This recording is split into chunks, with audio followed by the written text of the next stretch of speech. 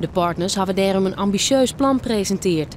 De komende 3 jaar wordt dat verder uitwerken om te litten wat er al mogelijk is.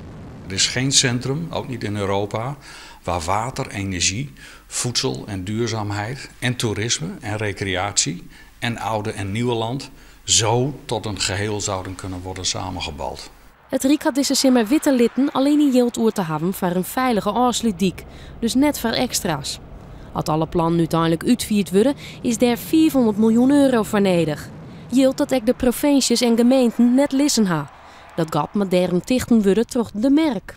Er is helemaal geen gat, want er is nog helemaal niks. Als alles doorgaat, er zijn 40, 60 projecten. Waaronder één hele grote Blue Energy centrale. Dat is een energieproces waarbij je van zout naar zoet energie kan vrijmaken.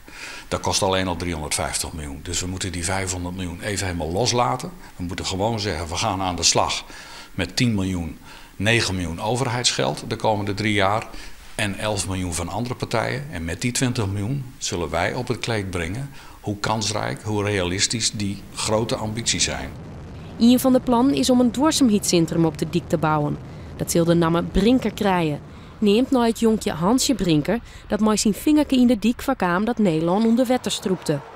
Het is de bedoeling om al binnen 2 jaar een Lieds duurzaamheidspaviljoen te plaatsen dat dan letter uitvrijden wordt.